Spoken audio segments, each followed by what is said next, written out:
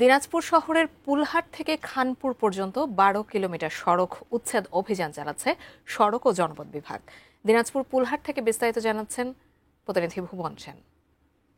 সড়ক ও জনপথ বিভাগ দিনাজপুর সদর উপজেলার এই যে পুলহাট থেকে একদম খানপুর পর্যন্ত প্রায় ১২ কিলোমিটার সড়ক কিন্তু সড়ক ও জনপথ বিভাগের উচ্ছেদ অভিযান আজ কিন্তু সকাল 10টা থেকে চলার কথা থাকলেও তারা ব্যবসায়ীদের অনুরোধে তারা এইমাত্র উচ্ছেদ অভিযান শুরু করে। বিসিক শিল্পনগরী থাকার কারণে তারা ব্যবসায়ীরা তাদেরকে অনুরোধ করেছেন এবং এই যে উচ্ছেদ অভিযান আমরা সকাল থেকেই দেখেছি পুলিশ প্রশাসন এবং যিনি ঢাকা থেকে একজন ম্যাজিস্ট্রেট এসেছেন এই উচ্ছেদ অভিযান পরিচালনা করার জন্য।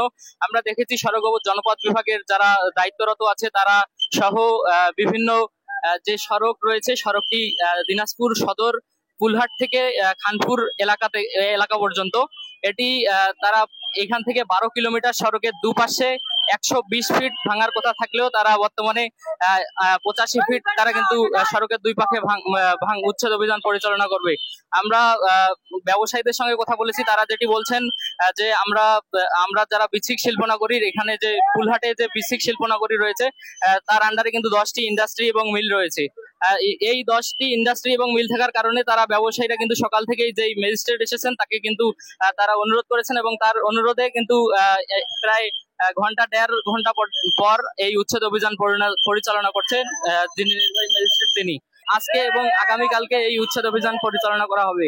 আমরা দেখেছি আমরা যতক্ষণ পর্যন্ত আছি আমাদের কাছে এই উচ্ছেদ অভিযানের এই ছিল সর্বশেষ।